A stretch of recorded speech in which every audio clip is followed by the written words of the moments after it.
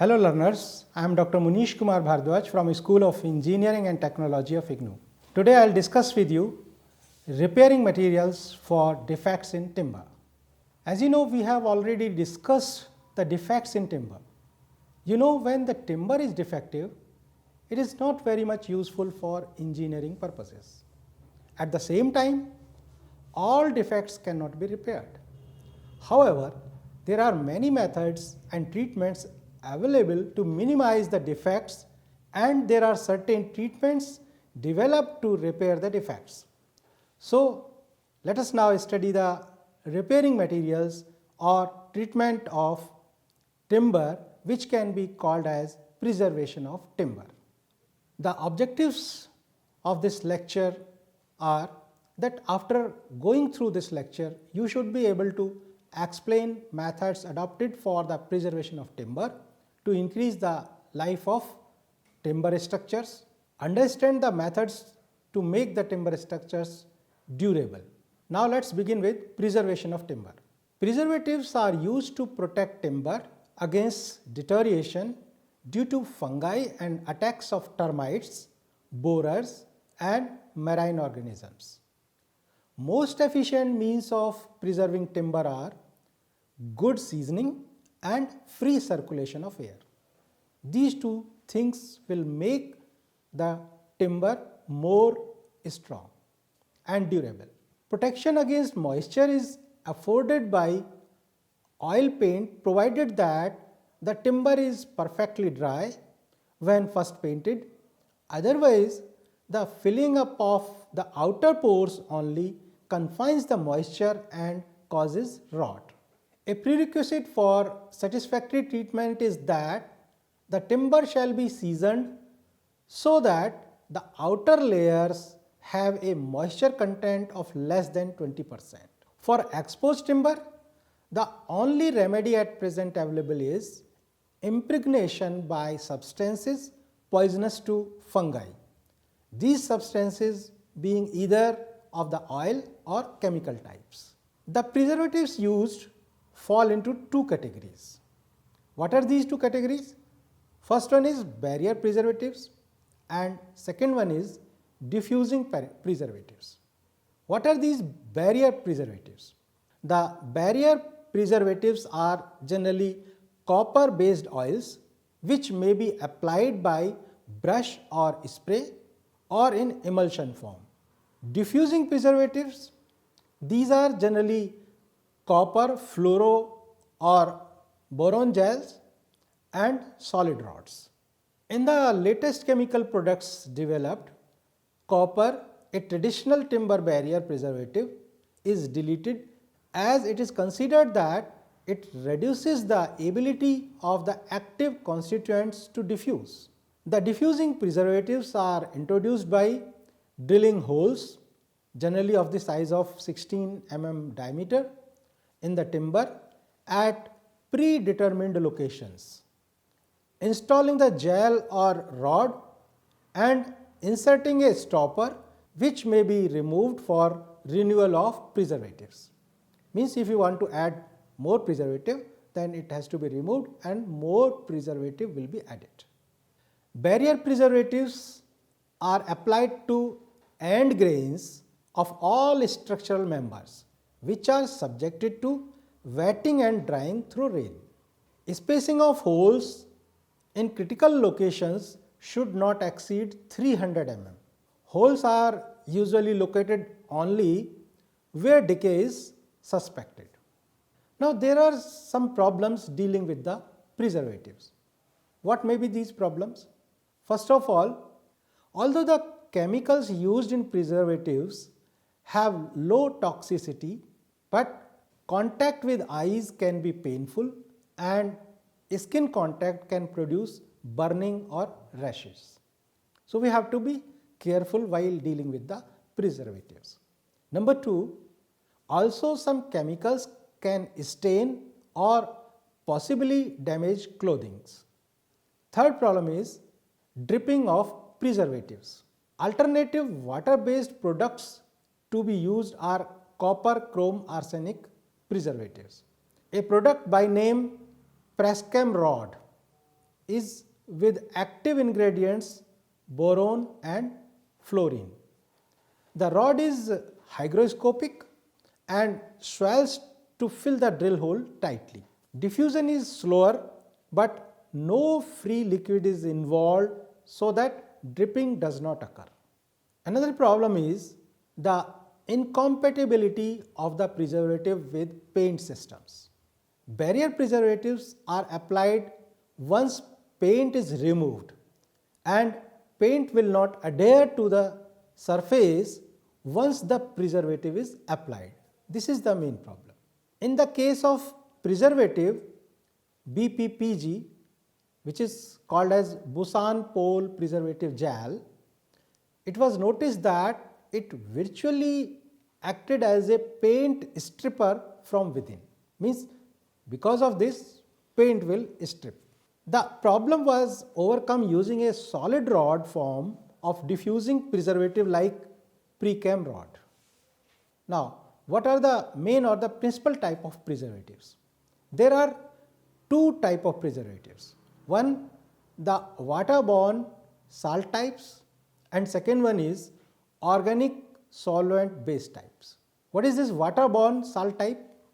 These are the formulations based on solutions of copper sulfate, sodium dichromate and arsenic pentoxide. They are applied by pressure. Second one, the organic solvent base types. The solutions consist of one or more organic fungicides in an organic solvent such as white spirit or a more refined solvent. Common fungicides are pentachlorophenol, tributyl tin oxide, zinc naphthalene, zinc naphthanol and pentachlorophenyl laurate. These are the common fungicides. In addition, an insecticide should be added if resistance to insect attack is required. It is quite normal to apply organic solvents by a double vacuum process in a pressure tank, although some species can be treated for certain applications by immersion in an organic solvent solution. Use of tar oil type preservative. For example, creosote gives a strong smell. Hence, this is usually relevant to the preservation of fencing. Means you cannot use for inside the building. Means for outside things like for timber which is being used for fencing, you can use this preservative since it is having very strong smell. Timber preserved by a diffusion process, for example the boron process, it must be carried out on timber before it is dried. Several preservatives are formulated and designed for remedial works. Now, let us look at preservation, some general considerations. If a waterborne process is used, the timber should have been dried to about 28% moisture content or less before it is treated. It is extremely important to note that the use of waterborne process increases the moisture content of the timber very considerably and causes an increase in the cross section and will raise surface grains. Therefore, timber for building usually has to be re-dried before being used and time must be allowed for this to be carried out. With some thin components, for example small battens, it is usually acceptable to air dry timber before use, but for certain uses it will be necessary to kill the timber after preservation. Means we have to dry it in the kiln. Copper, chrome, arsenic salts take about 7 days to fuse or fix in the timber, and the timber should not be used before this period is over. The preservative salts are chemically fixed in the timber after treatment. However, soluble salts, for example sodium sulfate, which forms a byproduct after reaction between copper, chrome, arsenic and timber may appear as a white deposit on the surface of the timber. It is to be appreciated that if a copper, chrome, arsenic treatment is used on a molded section, there is a risk of distortion and raising of surface grains. Therefore, if a smooth surface is required, the final machining may have to be carried out after preservation and re-drying has taken place. If, however, a smooth surface is not vital, as for example cladding boards, the preservation may be carried out with a copper, chrome, arsenic process after molding. Molding after preservation removes part of the preserved timber which defeats part of the object of preserving and leaves the processor with waste which must be disposed of with great care because this waste is toxic. It is normal to use an organic solvent to preserve joinery and molded sections and even to use an organic solvent to preserve some construction timber sections where the drying time and surface quality after preservation are important. Bearing in mind the type of component normally preserved by an organic solvent preservative, it is usual to preserve at moisture content of 22% or less. Organic solvents do not increase the moisture content of timber nor affect the dimensions or profile of the sections, nor do they affect the surface to a noticeable extent. If timber treated with an organic solvent is to be painted, it is essential to limit the amount of free solvent left in the timber after preservation. The paint is particularly important if the timber is to be factory finished soon after preservation. As far as possible, all cutting, notching, etc. must be carried out before the timber is treated. If cross cutting after treatment is unavoidable, the cut ends should be given a thorough application of a suitable preservative. Surfaces exposed by longitudinal conversion cannot be treated satisfactorily by brush application. An organic solvent preservative does not give protection against soft rock. Therefore, where there is a risk of soft rot, here be careful that it is not wet rot. Here I am talking about soft rot. So, therefore, where there is a risk of soft rot, as in case of timber in direct contact with concrete, a waterborne copper, chrome, arsenic preservative must be used rather than an organic solvent. Once timber is finished after being treated with copper, chrome, arsenic preservative, it is generally not corrosive to metal in normal dry building applications, but if timber is wet or becomes wet, the preservative may increase the rate of corrosion of some metals.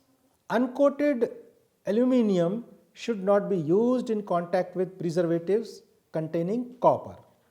Galvanized fasteners should not be used in timber which has been treated with a flame retardant unless the formulation is a non-salt type. Otherwise, it will damage the galvanized fasteners. Preservatives are toxic and must be treated with care during storage and application. Some are flammable until the solvent has evaporated, but thereafter the flammability of the timber is not increased as compared with the untreated timber.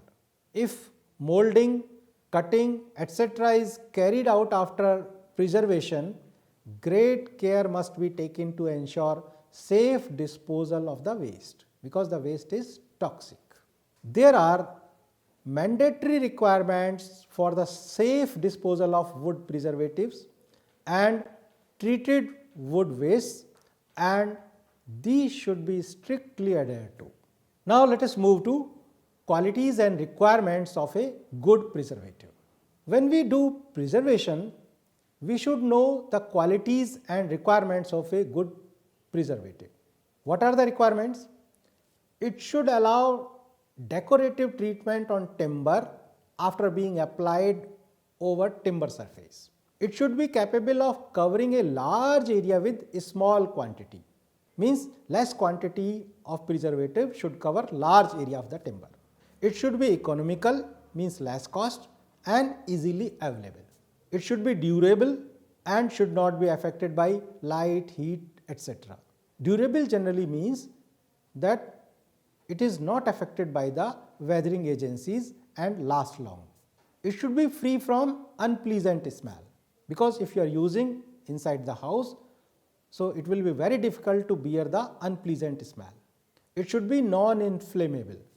It should be quite efficient in killing fungi, insects, etc. It should give pleasant appearance to timber after being applied over it. It should not be easily washed away by water. It should not corrode the metals with which it comes into contact. It should offer high resistance to moisture and dampness. Its penetrating power into wood fiber should be high. It is necessary for the preservatives to be effective to penetrate at least for a depth of 6 mm to 25 mm. Now, what are different type of preservatives?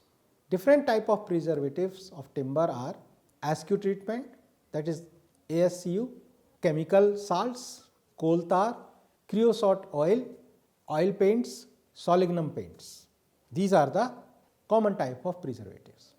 Let us begin with ASCU treatment. ASCU is a special preservative developed at Forest Research Institute, Dehradun in India. Its composition is as follows: 1 part by weight of hydrated arsenic pentoxide, that is As2O5 2H2O, 3 parts by weight of blue vitriol or copper sulfate, that is CuSO4 5H2O, and 4 parts by weight of potassium dichromate K2Cr2O7 or sodium dichromate Na2Cr2O7 twice H2O. So, this way this material is formed.